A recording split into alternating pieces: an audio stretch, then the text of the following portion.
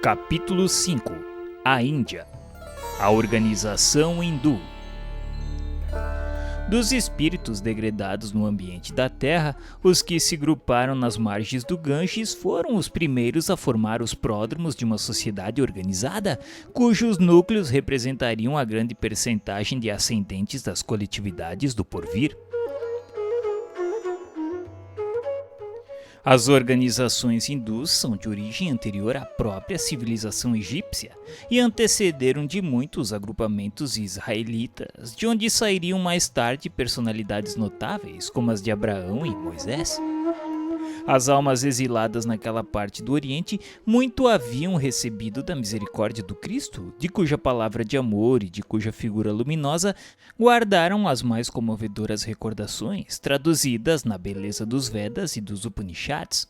Foram elas as primeiras vozes da filosofia e da religião no mundo terrestre, como provindo de uma raça de profetas, de mestres iniciados, em cujas tradições iam beber a verdade os homens e os povos do porvir, salientando-se que também as suas escolas de pensamento guardavam os mistérios iniciáticos com as mais sagradas tradições de respeito.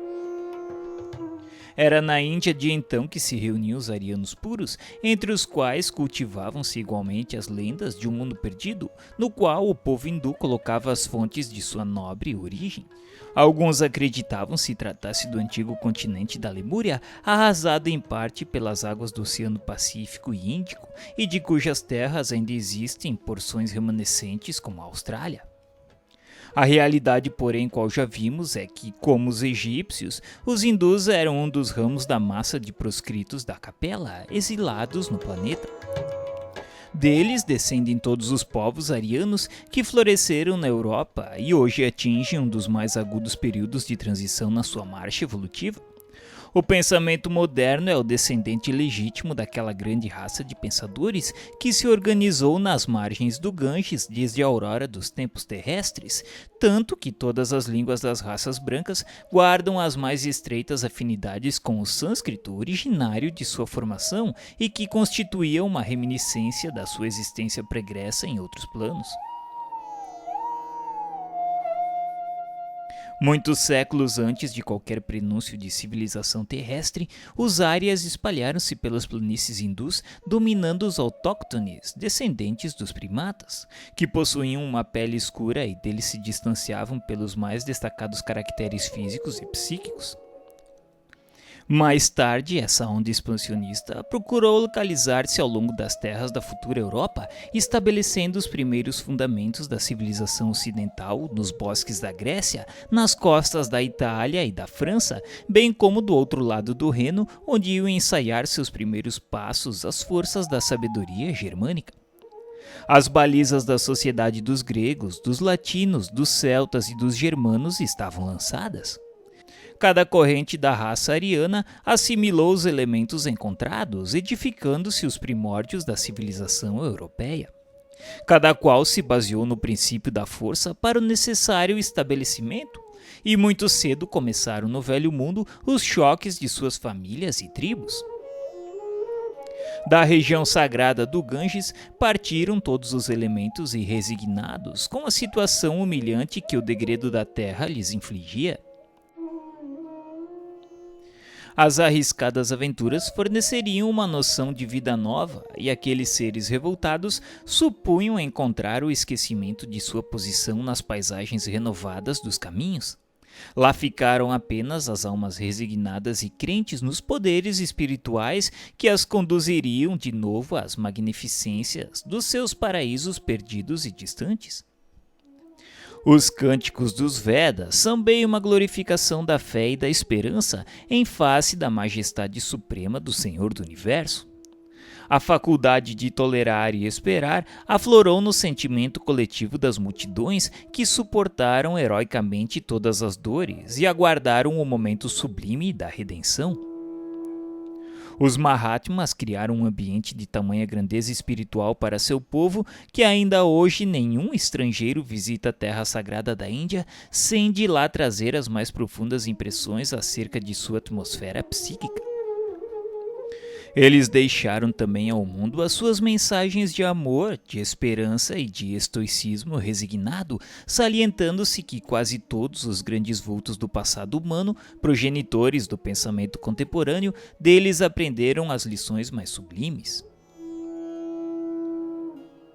O povo hindu, não obstante o seu elevado grau de desenvolvimento nas ciências do espírito, não aproveitou de modo geral como devia o seu acervo de experiências sagradas. Seus condutores conheciam as elevadas finalidades da vida, lembravam-se vagamente das promessas do Senhor anteriores à sua reencarnação para os trabalhos do penoso degredo. A prova disso é que eles abraçaram todos os grandes missionários do pretérito, vendo neles os avatares do seu Redentor. Vyasa foi instrumento das lições do Cristo 6.000 anos antes do Evangelho, cuja epopeia, em seus mínimos detalhes, foi prevista pelos iniciados hindus alguns milênios antes da organização da Palestina. Krishna, Buda e outros grandes enviados de Jesus ao plano material para exposição de suas verdades salvadoras foram compreendidos pelo grande povo sob cuja fronte derramou o Senhor em todos os tempos as claridades divinas do seu amor desvelado e compassivo. Mas como se a questão fosse determinada por um doloroso atavismo psíquico, o povo hindu, não obstante as suas tradições de espiritualidade, deixou crescer no coração o espinho do orgulho, que aliás dera motivo ao seu exílio na terra. Em breve, a organização das castas separava suas coletividades para sempre. Essas castas não se constituíam num sentido apenas hierárquico, mas com a significação de uma superioridade orgulhosa e absoluta. As fortes raízes de uma vaidade poderosa dividem os espíritos no campo social e religioso. Os filhos legítimos do país dão-se o nome de Árias, designação original de sua raça primitiva. E o seu sistema religioso, de modo geral, chama-se Arya Dharma, que eles afirmam trazer de sua longínqua origem e em cujo seio não existem comunidades especiais ou autoridade centralizadora, senão profunda e maravilhosa liberdade de sentimento. Na verdade, esses sistemas avançados de religião e filosofia evocam o fastígio da raça no seu mundo de origem, de onde foi precipitada ao orbe terreno pelo seu orgulho desmedido e infeliz. Os arianos da Índia, porém, não se compadeceram das raças atrasadas que encontraram em seu caminho e cuja evolução devia representar para eles um imperativo de trabalho regenerador na face da Terra. Os aborígenes foram considerados como os párias da sociedade, de cujos membros não podiam aproximar-se sem graves punições e severos castigos. Ainda hoje, o espírito iluminado de Gandhi, que é obrigado a agir na esfera de mais atenciosa psicologia dos seus irmãos de raça, não conseguiu eliminar esses absurdos sociais do seio do grande povo de iniciados e profetas. Os párias são a ralé de todos os seres e são obrigados a dar um sinal de alarme quando passam por qualquer caminho, a fim de que os venturosos se afastem do seu contágio maléfico. A realidade, contudo, é que os rajás soberanos, ao influxo da misericórdia do Cristo, voltam às mesmas estradas que transitaram sob o dorso dos elefantes ajaezados de pedrarias, como mendigos desventurados, resgatando o pretérito em avatares de amargas provações expiatórias. Os que humilharam os infortunados do alto de seus palácios resplandecentes volvem aos mesmos caminhos, cheios de chagas cancerosas, exibindo a sua miséria e a indigência. E o que é de admirar-se é que nenhum povo da Terra tem mais conhecimentos acerca da reencarnação do que o povo hindu, ciente dessa verdade sagrada desde os primórdios da sua organização neste mundo. Nos bastidores da civilização, somos compelidos a reconhecer que a Índia foi a matriz de todas as filosofias e religiões da humanidade, inclusive do materialismo, que lá nasceu na escola dos Charvakas. Um pensamento de gratidão nos toma ao íntimo, examinando a sua grandeza espiritual e as suas belezas misteriosas. Mas acima dos seus yogis e de seus mahatmas, temos de colocar a figura luminosa daquele que é a luz do mundo e cuja vinda à Terra se verificaria para trazer a palma da concórdia e da fraternidade para todos os corações e para todos os povos, arrasando as fronteiras que separam os espíritos e eliminando os laços ferrenhos das castas sociais, para que o amor das almas substituísse o preconceito de raça no seu reinado sem fim.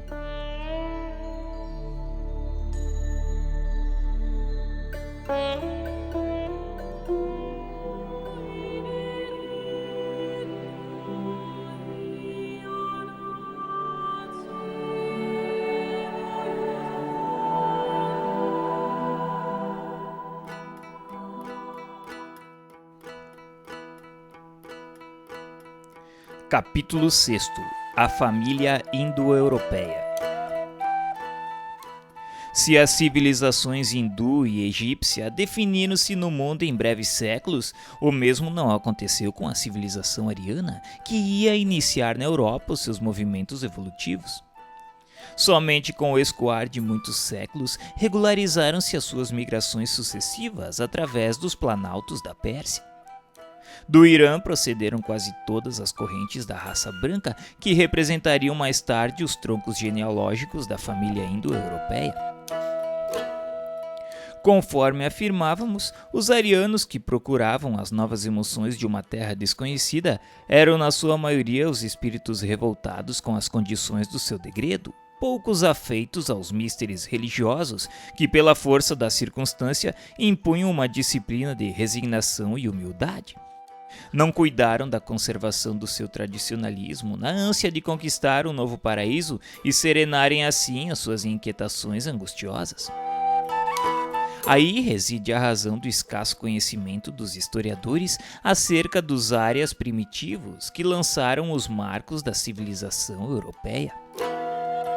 Caminheiros do desconhecido erraram pelas planícies e montanhas desertas, não como o povo hebreu que guardava a palavra divina com a sua fé, mas desarvorados e sem esperanças, contando apenas com as próprias forças em virtude do seu caráter livre e insubmisso. Suas incursões entre as tribos selvagens da Europa datam de mais ou menos 10 milênios antes da vinda do Cristo, não obstante a humanidade se localizar à marcha apenas 4.000 anos antes do grande acontecimento da Judéia.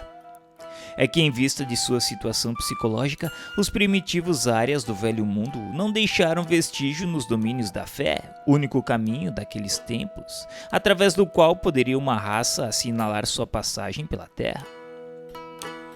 Não guardavam a história verbal de uma religião que não possuíam. Mais revoltados e enrijecidos que todos os demais companheiros exilados no orbe terrestre, suas reminiscências da vida pregressa nos planos mais elevados, qual a que haviam experimentado no da capela, traduziam-se numa revolta íntima, amargurada e dolorosa contra as determinações de ordem divina. Apenas muito mais tarde, com a contribuição dos milênios, é que os celtas retornam ao culto divino, venerando as forças da natureza junto dos carvalhos sagrados, e os germanos iniciaram a sua devoção ao fogo, que personificava a seus olhos a potência criadora dos seres e das coisas, enquanto outros povos começaram a sacrificar vítimas e objetos aos seus numerosos deuses. A misericórdia do Cristo, porém, jamais deixou de acompanhar esse grande povo no seu atribulado desterro. Ao influxo de seus missionários, as massas migratórias da Ásia se dividiram em grupos diversos que penetraram na Europa, desde o Peloponeso até as vastas regiões da Rússia, onde se encontram os antepassados dos gregos, latinos, sanitas, úmbrios, gauleses, citas, íberos, romanos, saxônios, germanos e eslavos. Essas tribos assimilaram todos os elementos encontrados em seus caminhos, impulsionando-lhes os passos nas sendas do progresso e do aperfeiçoamento. Enquanto os semitas e hindus se perderam na cristalização do orgulho religioso, as famílias arianas da Europa, embora revoltadas e endurecidas, confraternizaram com o selvagem, e nisso reside a sua maior virtude. Assimilando os aborígenes, engendraram as premissas de todos os surtos das civilizações futuras. E nessa movimentação para o estabelecimento de novo habitat, organizaram as primeiras noções políticas da vida coletiva, elegendo cada tribo um chefe para a direção de sua vida em comum.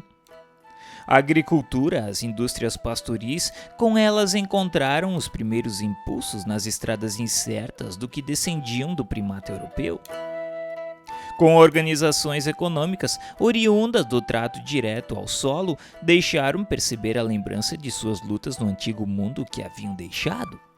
Bastou que inaugurassem na terra o senso da propriedade para que o germe da separatividade, do ciúme, da ambição e do egoísmo lhes destruísse os esforços benfazejos. E então as rivalidades entre as tribos na vida comum induziram-nas aos primeiros embates fratricidas. Por essa época, novos fenômenos geológicos abalam a vida do globo. Precisava Jesus estabelecer as linhas definitivas da grande civilização, cujos primórdios se levantavam. E dessas convulsões físicas do orbe surgem renovações que definem o Mediterrâneo e o Mar do Norte, fixando-se os limites da ação daqueles núcleos de operário da evolução coletiva. O Cristo sabia valorizar a atividade da família indo-europeia, que, se era a mais revoltada contra os desígnios do alto, era também a única que confraternizava com o selvagem, aperfeiçoando-lhe os caracteres raciais sem esmorecer na ação construtiva das oficinas do porvir. Através dos milênios, aliviou-lhe os pesares no caminho sobrecarregado de lutas e dores tenazes. Assim, enviou-lhe emissários em todas as circunstâncias, atendendo-lhe os secretos apelos do coração, no labor educativo das tribos primitivas do continente. Suavizou-lhe a revolta e a amargura, ajudando a reconstruir o templo da fé na esteira das gerações. Nos bosques da Armória, os celtas antigos levantaram os altares da crença entre as árvores sagradas da natureza. Doces revelações espirituais caem na alma desse povo místico e operoso que, muito antes dos saxões, povoou as terras da Grã-Bretanha. A reencarnação de numerosos auxiliares do mestre e em seus labores divinos opera uma nova fase de evolução no seio da família indo-europeia, já caracterizadas pelas mais diversas expressões raciais. Enquanto os germanos criam novas modalidades de progresso, o Lácio se ergue na Itália Central, entre a Etrúria e a Campânia.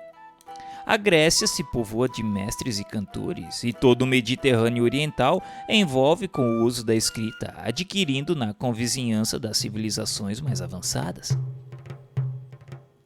O fenômeno das trocas e os primeiros impulsos comerciais levantam, todavia, longa série de barreiras entre as relações desses povos. De um lado estavam os nórdicos e de outro permaneciam os mediterrâneos, em luta acirrímica e constante. A rivalidade acende nessas duas facções os fogos da guerra sob os céus tranquilos do velho mundo. Uns e outros empunham as armas primitivas para as lutas de extermínio e destruição das hostes inimigas, e a linha divisória dos litigantes se alonga justamente no local onde hoje se traçam os limites da França e da Alemanha contemporâneas. É como se explica essa intensidade de aversão racial entre as duas nações, contadas entre as mais progressistas e operosas do planeta. Tal situação psicológica entre ambas haveria de tornar-se em fatalidade histórica, oriunda dos atritos entre o germanismo e a latinidade nas épocas primitivas. O que se não justifica, porém, é a perpetuação dessas animosidades no curso do tempo, pelo que se impõe como imperativo constante a concentração de todos os pensamentos no objetivo da fraternidade geral. Os arianos da Europa, como ficou esclarecido, não possuíram grandes ascendentes religiosos na sua formação primitiva, em vista do senso prático que os caracterizou nos primeiros tempos de sua organização. O racionalismo de suas concepções, a tendência para as ciências positivas e o amor pela hegemonia e liberdade são dessa maneira elucidados dentro da análise dos seus primórdios. Em matéria de religião, quase todos os seus passos foram orientados pelos povos semitas e hindus, mas pelo cultivo da razão puderam aperfeiçoar a ciência até as culminâncias das conquistas modernas. E o mundo, se muitas vezes perdeu com as suas inquietações e com as suas lutas renovadoras, muito lhes deve pela colaboração decidida e sincera no labor do pensamento em todas as épocas e períodos evolutivos. A sua confraternização com os terrícolas primários encontrados no seu caminho constituiu uma dívida sagrada da humanidade para com seus labores planetários. O Senhor da semeadura e da seara não lhes desconhece essa grande virtude, e é por isso que as exortações de toda a natureza são por ele enviadas do alto nos tempos que correm às nações europeias, a fim de que se preservem do extermínio e da destruição terrestre, arrancando-as do primitivismo para um elevado nível de aperfeiçoamento nos grandes trabalhos construtivos da evolução global. Se erraram muito, foram igualmente muito sinceras, porque na sua inquietação era por levantar um novo paraíso para si mesmas e para os homens terrestres, com cujas famílias fraternizaram-se desde o princípio. Faltaram-lhes os valores espirituais de uma perfeita base religiosa, situação essa para a qual concorreram inegavelmente na utilização do livre-arbítrio. Mas o Cristo, nas dolorosas transições deste século, há de amparar-lhes as expressões mais dignas e mais puras, espiritualmente falando. E no momento psicológico das grandes transformações, o fruto de suas atividades fecundas há de ser aproveitado como a semente nova para a civilização do porvir.